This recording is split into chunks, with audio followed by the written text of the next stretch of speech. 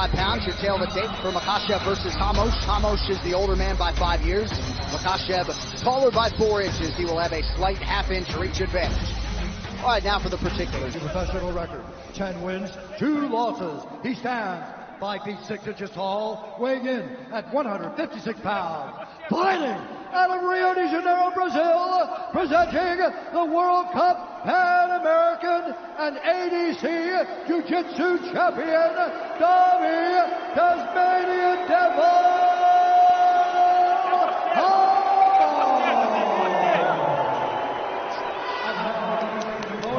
Fighting out of the red corner, a combat sambo fighter, holding a professional record, 17 wins, 1 loss. He stands 5 feet 10 inches tall, weighing in at 155 pounds. Fighting out of Machachkala, Russia, presenting the Combat Sambo World and European Champion, Ислам Mахачkala. And the action begins. Our referee in charge, Peter Hickmott. Peter Hickmott got the fresh fade for tonight. The beautiful Luciana Andrade getting ready for round 1 here. A lot of Makhachev support in this building. Davi Hamosh trying to mute the Abu Dhabi masses here. Makhachev is in red. Davi Hamosh is in black. Opens with an early kick to the body. Make the switch to Body Armor, the official sports drink of UFC. More natural, better sports drink. Grab one today at Speedway. That left high kick is one of Makhachev's best weapons. He lands it very well, especially on a southpaw. It's going to be there.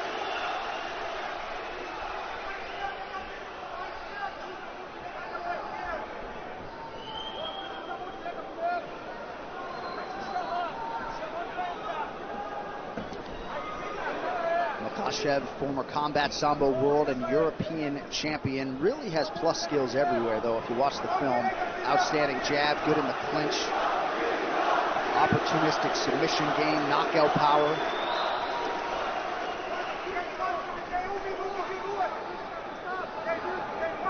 But Hamosh, as soon as he had accomplished that goal in 2015, there's the first takedown attempt on Hamosh. But Hamosh in 2015 immediately shifted his focus to the UFC, and he is off to a 4-1 start in the big show.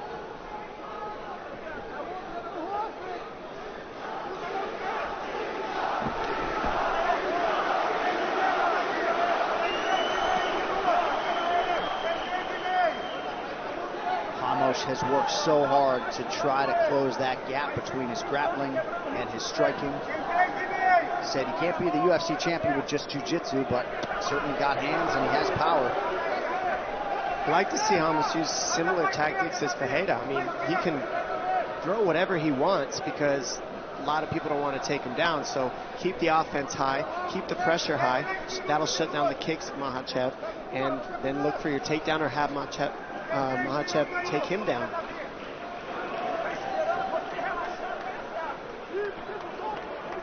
The 13th pro fight for Hamosh. He has never been finished as an MMA pro, and he's trained a lot in Russia, so very comfortable with this Abu Dhabi backdrop tonight. Is that a breeze? I just felt that can't be a breeze. That was from the left hand that just landed from Makhachev right there. That's what you felt. That was fast and it was hard and it hit right on the button. And the longer Hamosh waits on Makhachev, it's going to be a long night for him. He needs to be first and needs to not be waiting to counter. Crowd chanting for Ислам Mахачкала.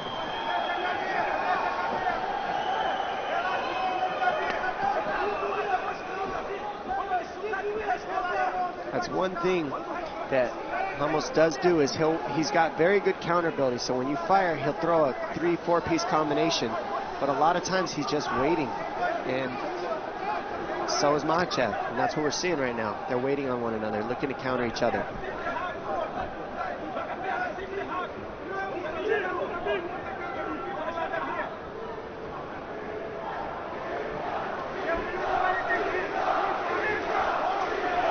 To the body, then retreats. So far, it's been one strike at a time from these guys, and combinations really step things up and make things a little different.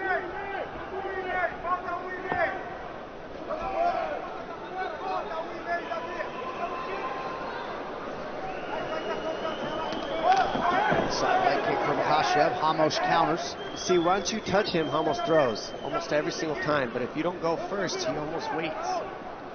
You touch him and he'll go right away.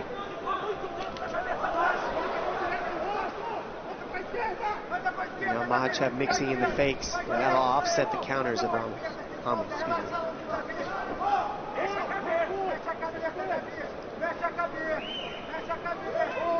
Hamosh keeping that guard high.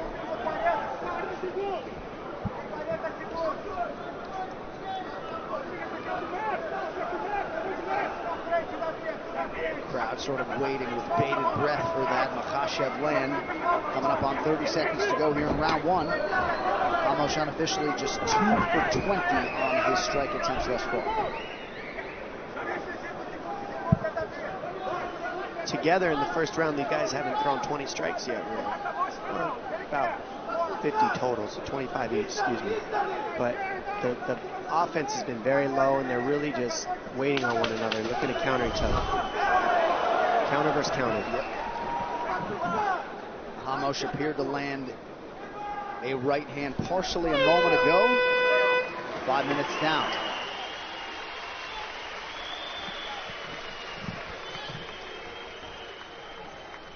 To continue his ascent by turning back Dabi Hamosh. Makhachev, the slightly busier and more effective striker in round one. Here's round two. And I love Hamosh's corner saying you got to be first. I couldn't agree more. He's got to quit waiting and just go. Let his hands go and be first.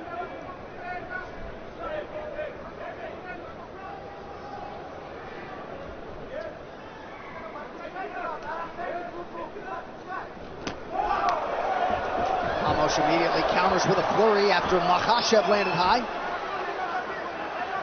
He almost waits on you to go before he goes. It's like give one, take one, give one, take one. And if Hamosh just is the first to go, things might change up. Looked like Hamosh was in a pretty good position to get a takedown, but not against someone like Makhachev.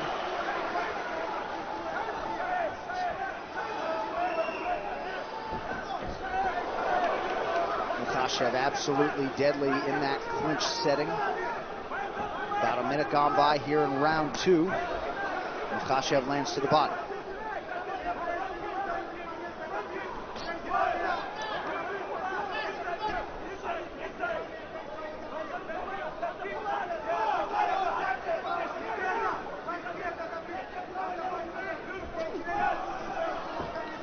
So both fighters have attempted just one takedown through the first nearly 7 minutes.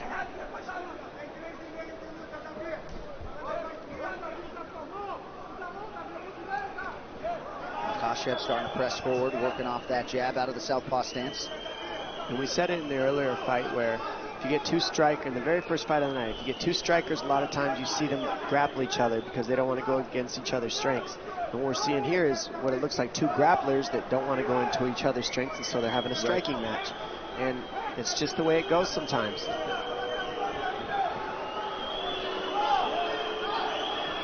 Neither of them wants to give an inch, and so they end up just not doing too much. Nice counter by Makhachev.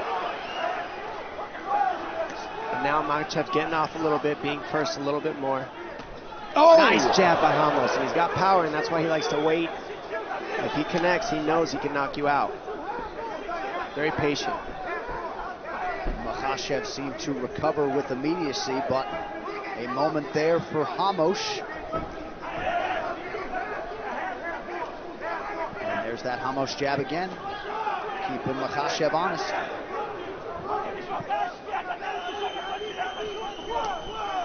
Beautiful handwork there by Makhachev.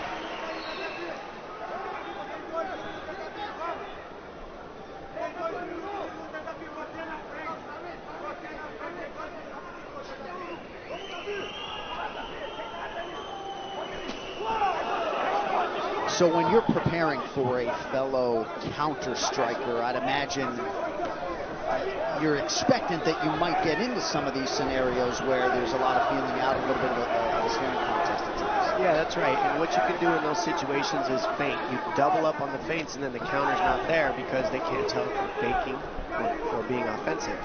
And the fakes aren't there for these guys, so that's what's happening. Makhachev landed a big right hand a moment ago while backing up. Ramos a little bit bloodied now. Oh, big knee for Makhachev. Makhachev is just getting ahead on the big strikes landed by far. I mean, it looks like it's touched Ramos' nose. Looking a little red.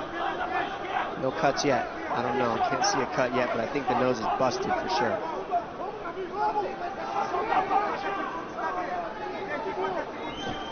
Ramos just waiting a little too much. He needs to be first, and that would really help him out. Same as Fajeda. Fajeda fought this style as well, just waited. It would be tough against his opponent, Taisimov. But he went first all the time, and it kept Taisimov on his heels, and that's what Ramos could do to make a little difference. But he's waiting on Makhachev, and he's getting out first. And Islam's starting to put it all together now, landing nearly 60% of his total strikes, mixing it up well. And I didn't think Islam would really go for takedowns. I figured he would keep this fight on the feet, and that's what we've seen pretty much so far. Ramos presses forward. You wonder how he'll manage wrist down the stretch in the third round if we get there. Final 10 of round 2 now.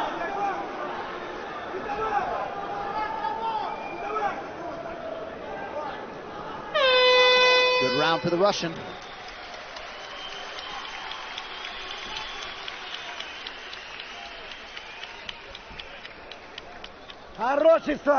Perfect, Islam, perfect. Relax, relax.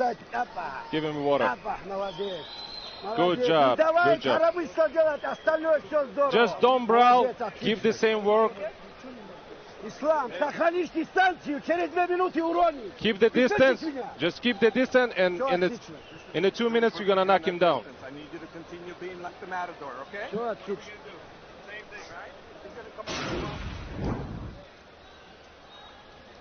Goes to be thrown, and you see Ramos throws it like a check hook jab type of punch, and it connects, and you see this left hand really hurt Ramos, and another one down the pipe right to the nose.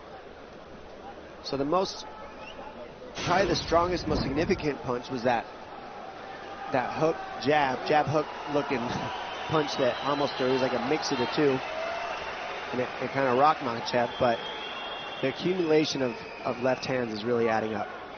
All right, round 3 brought to you by P3, the official protein snack of the UFC. Davi Ramos was super excited when he heard that Islam Makhachev had accepted this fight. Now we'll see what the Brazilian Ramos can do over these final 5 minutes.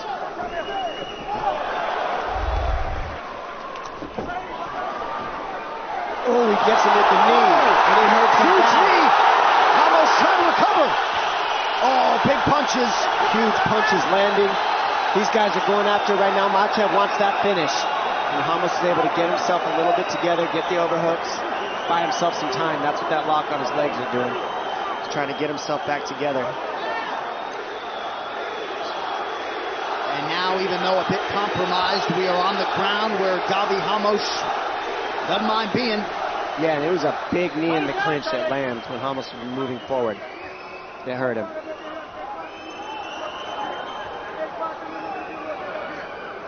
And keeping Ramos' head up against the fence is a real smart tactic because of the way it's hard to move your hips there. And he can't use armbar techniques or triangle techniques. It really shuts things down to a minimum here, where Makhachev has it. Makhachev's cardio outstanding. Certainly been very accurate with these ground strikes thus far. Islam pressuring his hips, keeping very tight. Almost looks like he's got himself back together, though.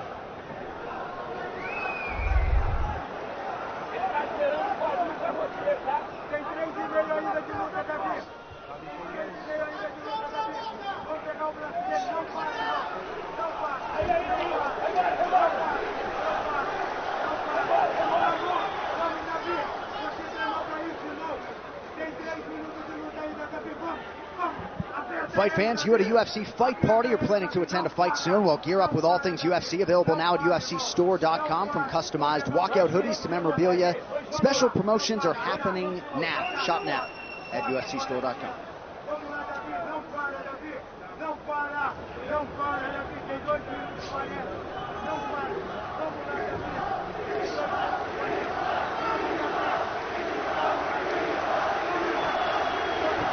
Makhachev staying active, continuing to work on Davi Hamosh here on the ground. 2.5 minutes now to go in this third and final round. If you're ever going to be on the ground with Hamosh, you're going to want to keep his head up against the fence, just like Makhachev's doing. Smart game plan. Keep him parallel with the fence. He can't move his hips.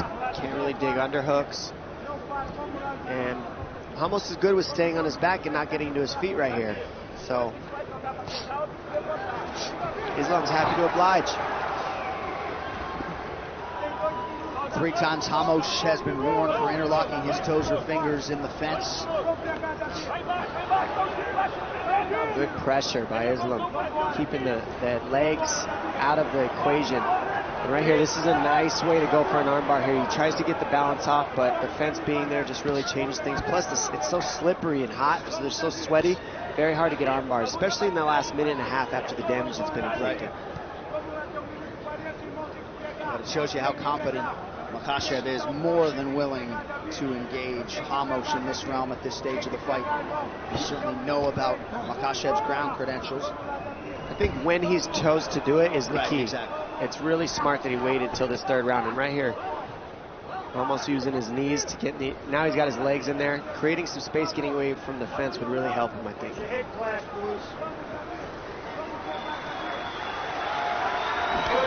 Appreciative crowd for these two warriors as we hit the final minute of the fight. Co-main event to follow.